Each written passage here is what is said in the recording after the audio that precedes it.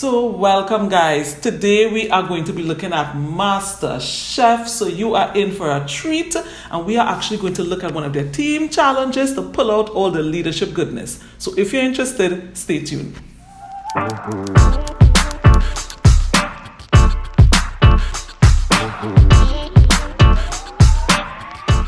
Hi, I am Safia and welcome to my channel, The Leaders Chat Room. If this is your first time, thank you for being with us and welcome. And if you are returning, thank you so much for all your support. Here in the Leaders Chat Room, we discuss all things leadership and you get tips, tricks, guidance to help you on your leadership journey to build leadership influence and prowess to transform your lives, business, and teams. So join me for this ride. So anyone who knows me will tell you I am big on practicing leadership, because what you find is that people have all sorts of leadership certifications and they will tell you I have 20 years leadership experience, but they're still poor leaders. At the end of the day, how do you translate all that you know into everyday life when you're on the battlefield? And what better way to look at it than in action? So that is why we are going to look at some reality TV to see leadership in play. And we're going to squeeze all the leadership lessons and goodness out of it. So just a little bit about MasterChef. MasterChef is a celebrated and highly entertaining reality cooking show with multi-Michelin star chef Gordon Ramsay at the helm. Listen, I am probably the only person in the world who recently learned about MasterChef. So I started to include it in my relaxed time, and it is so entertaining, but I couldn't help but see all the leadership points in the team challenges. So we are going to look at one today, break it down, and hopefully at the end of the day, we're going to have some fun and be stronger leaders in the process. So let's dive in. Previously on MasterChef, the top home cooks in America took their place in the MasterChef kitchen. Tonight, it's the first team challenge of the season. They're children, not animals. As the home cooks face their toughest critics yet. My mom cooks better. Guys, I need help. Start putting some meatballs on or you're never going to have it done. Seriously about to lose it. And then a pressure test turns ugly fast. That was a bitch move. Who will see their culinary dream come to an end? One of you is going home. It all happens right now on MasterChef. So right away, you can see what is happening here. Tremendous pressure. Now this is Season 4, Episode 5, a lot of entertaining characters and personalities that makes it even more entertaining. But here's what, it is just like real life. There's so many stressors that happens that influence how we lead. Right away you can see they are battling to avoid elimination. You have these scary judges who are also celebrities, so they're trying to impress them. At the end of the day, everybody's fighting for their spot, to look good, not to look bad, and all the while, the world is watching. That is tremendous pressure, and all of that impacts how people perform. So leaders, you have to take stock of the environment that you're in. Is it highly stressful? Is it cool? Is it laid back? What kind of environment are you leading in? Because all of that will influence how you lead and how your people perform. So right away, let's go forward. You're seeing some things already. Remaining home cooks who are about to face their first MasterChef Team Challenge. I'm on a bus headed to, I assume, a school, because buses usually go to schools. If we were to go back to high school, I was a tomboy. Bree would be like the quiet one. Eddie would be the athlete. Howard would probably be one of the cool guys. James would be kind of the oddball. And Christy would be the loudmouth. I had more enemies than friends because I never got to my mail shop. So another quick point. You recognize how they have these mental files on everybody. Let me tell you this, even in the workplace, people have mental files on each person. Even you as a leader, they will know, are you a pushover? So I don't even bother to take him on. You know what? He's always so sour, probably having a hard time at home and coming to take it out on us. Or does she think we're her children? Why does she behave like that? Everybody has mental files, even on you as the leader, and that influences how they see you, how they respond to you, their preconceived notions, their pre-assumptions about you. Don't miss that. Everyone has files. Even you as a leader, you have files on all your team members. You know who you can count on. You know who have a bad attitude. You know who you prefer not to work with. You know if you wish they would resign today. But you allow those things to influence how you deal with them, and you really shouldn't. So just take note of that. Everybody has mental files, even you as a leader and your team members, and they have mental files on you, all right? Good morning. Morning, Chef. Morning. Welcome to your very first MasterChef Team Challenge. In a couple of hours from now, you will be cooking for the most picky eaters on the planet. Your challenge today is to provide a healthy, nutritious lunch to over 300 elementary school children. I have never in my life cooked for large masses, let alone 301 kids, so I'm in for a roller coaster today. Each team is responsible for one entree and a dessert. You'll have just 1 hour and 45 minutes to prepare and cook your lunch dishes, and then 90 minutes to serve each and every child here a delicious, healthy, nutritious meal. One they'll actually want to eat because they're the judges today. So right away, what the judges are doing, they are making very clear what are the goals, what are the objectives, what are we trying to accomplish today. And the team leaders, I hope they are taking note about what they have to accomplish, because at the end of the day, you have to bring them those results. At the end of the day, you have to get everybody to work together to accomplish that goal. They were very clear on the instructions, on the time limit that you had to do it. But right away, you heard one captain say, I don't have what it takes. I've never done this before. Right away, setting himself up for failure. Instead, leaders, not everything you would know, not everything you would have experience in, but you have to trust your instincts, you have to trust your strategic ability, and trust your team members. Right away, have that positive attitude in order to tunnel through. Otherwise, you're going to cement your own failure. All right, so let's continue to look. Jesse and Jordan, you had the best 2 dishes in the last elimination test. You will be today's team captains. Please go stand here next to Gordon. I rarely cook. Another big red flag, and it happens everywhere in corporate, public sector, NGOs. People become leaders simply because they did something well. They won a cooking challenge, and so they are placed as leaders. And everybody who have followed me for a while know I tell the story about me being promoted to being part of the C-suite, chief financial officer, based on my accounting qualifications and my accounting experience, but really and truly, I had no real leadership experience. And so these guys, I don't know how much leadership experience they have, but they got the position simply because they can cook well. It's a big mistake we often make, so let's see what happens. I'm gonna go with Johnny. Johnny, welcome to the blue team. Natasha. I can stick my foot down as hard as she can, and I'm not scared of her because I'm going to show her authority, and she's going to listen to me. So, Chrissy, why don't you walk on over here? Everybody's scared of my mouth. Everybody thinks I'm kind of like going to take over. Let's go, you son of a bitch. You know, Chrissy is a character that I think almost every team has. You want to choke her, you want to fire her, you wish she never comes back to work. Chrissy is that team member that is hugely outspoken, sometimes have a bad attitude, really not a joy to work with. And so what many leaders do is push her in a corner, try to shove her into another department, put her onto something that nobody wants to do, hopefully to frustrate her out of leaving the job. Listen to me, you cannot avoid the Chrissies of the world. They would find themselves on your team. Instead, what you need to do with the Chrissies, you need to understand them. You need to figure out why they are behaving the way they are. Many times, persons like this, with this kind of attitude, it's because of trauma, some disappointment or hurt that has never been dealt with, showing up like this. But I will tell you this, if it is you can get a personality like Chrissy in your corner, these people are fiercely loyal and they will go to the ends of the earth with you. So you need some Chrissies on your team. Don't shy away from them. Don't park them up in a corner. Don't let them frustrate you into ignoring them. Take the bull by the horns. Talk with them. Engage them. They are humans too. Understand them and influence them to be part of your team, and they are going to be loyalists for life. So don't avoid the Chrissies. In this team challenge, the red and blue teams must now create a healthy menu for the elementary school students.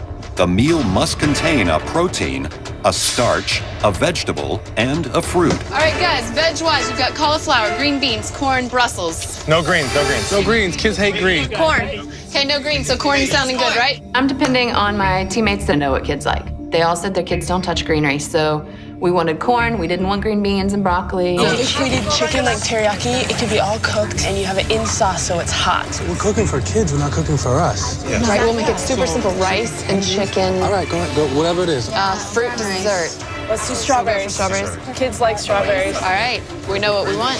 Despite some objections, Red Team Captain Jesse has decided to go with chicken teriyaki, corn, and a strawberry crumble for their kids' lunch menu. So Jessie, Red Team Captain, she took some feedback, she didn't take some, she came up with a menu. But it was interesting. She just kind of, gave everything over. I'm just depending on my team to tell me what kids love because I don't have any experience dealing with kids without recognizing that that's not the only ingredient to ensure that they are successful. How will the plate look? How will it taste? Who will be doing what? Who has skills in what? Did she consider all of those things other than kids don't like greens? That's it. So let's see how it turns out. But for the most part, she listened to her team, she took their advice, she brought everything together, and she came up with an outcome and she did it very quickly. So thumbs up to Jessie. Pasta. Yeah, we have pasta. Why don't we do turkey meatball? We got whole tomatoes? Yeah, we got whole tomatoes. Whole tomatoes. I'll you make can it do a marinara. gravy? We got green beans. Yeah. You think we can make green beans work? Yeah. Definitely. We need some sort of fruit. We got apples? Yeah, we got Granny Smith. I'll make an apple crisp. I think it's straightforward. Spaghetti and meatball menu is going to be awesome for kids. 1, 2, 3. Blue team! The blue team quickly agrees on their menu. Turkey meatballs and pasta with green beans and an apple crisp for dessert. But Gordon has some concerns. So the execution of this with 300 kids is just paramount. How many meatballs per portion? We'll probably be right around 2. If it's going to be short, we'll check the... So 2 balls. So that's literally 600. You got it. Wow. You Good got luck. it. Thank you, sir. I don't get it. So the blue team, they are setting their menu. You hear the strong personalities, you hear Chrissy's mouth, you hear different persons. And Jordan was the team captain. He quickly agrees they're going to do meatball and whatever else. But, as the commentator said, they quickly agreed on their menu and they came to a decision. But you have Gordon Ramsay saying to you, listen, you have to cook for 300 kids. You're going to do 2 meatballs each. That is 600 meatballs in a short space of time. Do you really want to do that? Instead of thinking about it, figuring out if this can really work, the ego stepped in and he's like, yes, we've got it, we're going to make this happen. But can they really make it happen? And leaders, this is a big pitfall of many leaders. It's okay to change. It's okay to be wrong. It's okay to choose a better idea that wasn't yours if in the end it means that you will be successful. All right? So right away, I could kind of predict how this will go. They are going to struggle to execute. I am not a professional chef, but you can tell 600 meatballs in like 90 minutes. I don't see that working out. But as a leader, he refused to move. And when leaders refuse to move, generally disaster occurs. So let's see what happens. Guys, 50 minutes left. Less than 1 hour to cook for 300 elementary school students. Be careful, don't overmix it. While the blue team continues to season their meatballs, the red team has already started searing their chicken. But Joe and Graham notice a serious problem. Hey, listen, if you keep on moving that chicken around so much, you're going to basically just boil it. You want it to get some caramelization on it. You see this much steam, that's just all water coming out. And that's cooking it all the way around. Yep. So you want less on that grill and more evenly distributed. Jesse, you see what's going on over here? On like one side, there's like 1,000 pounds of chicken. Over here, there's a whole flat top warming a pan of corn. I've got Malcolm and Len handling the meat. There's a whole work surface and all the chickens in one pile, so it's not cooking right. Jesse, you got to take control here because this is going to be boiled chicken. So the boys acted like they hadn't cooked chicken before, which made me really nervous. All right, so many things here, so many things. Okay, so first the judges, Joe and Graham, they are like those bosses over the leader, like what's going on here? Did you know what's going on with your team? Are you taking stock? And sometimes leaders start to get so frustrated and overwhelmed because they're hearing the voices of those on top of them and then they're depending on their team members to get it right. Jesse said it. these guys behaving like they've never cooked chicken before. But the question to Jessie is, did she stop to confirm the approach to cook the chicken? Because each type of chicken is cooked differently. You don't have to cook the chicken for them, but you have to know the approach they're going to use. That's your job, and that's why the judges called on Jessie, not for to come and do it, but did you confirm that you know how they are going to go about cooking this chicken? Did you confirm how the resources were going to be used? You're going to use more pans for the corn and fewer pans for the chicken? What is happening? So leaders, in that moment, you saw the overwhelm on Jessie's face. All you have to do is stop and focus. Stop and focus. Overwhelm comes when you're focusing on too many things at the same time. So yeah, your bosses may be shouting at you, are you doing what you're supposed to do? I'm waiting on this. Will we make the time? And then you're depending on your team members and they're getting it all wrong. Listen, just stop, figure out the most urgent thing to address at that time and address it. But don't miss the fact that you need to settle the approach. Do not assume that everyone knows what to do, how to do it. And not only that, they may know how to do it, but are they choosing the right strategy for that point in time? You have to assure that before time starts. All right? So that was one of the faux pas of Jessie, the red captain. Let's continue looking. The judges discover an even more pressing issue on the blue team. Guys, we just started making meatballs. 10 more trays like that to get to 300 meatballs. 20 more to get to 600 meatballs. We're gonna be cutting it close. All the time it's taken. You see, and Jordan in that moment still he's saying, yeah, we're going to be cutting it close, but he's still going forward. Leaders not shifting, leaders not changing, going to ram into a wall and still going. With just 30 minutes remaining until lunch service, the blue team, led by Captain Jordan, is scrambling to prep and cook over 600 meatballs for 300 plus elementary school students. What I'm trying to do is get your head in the game. There's 50 meatballs. Right. You're still minus 550. You need to start diversing and someone step up and take responsibility. No way it's gonna work. Nowhere near it, but no one seems to care about it. So We're gonna have to change our game plan. What do you want to do? What do you want to do? It makes me nervous to change. However, I know this is such an easier approach. You guys. All right, so you know what is unfortunate? When leaders don't listen to their teams. So I know Chrissy has an attitude, and you know, she might be somebody you don't want to hear, but she has been saying that this would not work, and she was completely ignored. Only when the judge came back again to say, listen, 30 minutes again, you cannot get it done, only then did Jordan try to change. And if you heard his statement, he doesn't like to change what he set out to do from the start. Leaders, you cannot be so beholden to your own approach that you will cause the entire success to just nosedive because you don't want to change your initial position. Listen to your team members.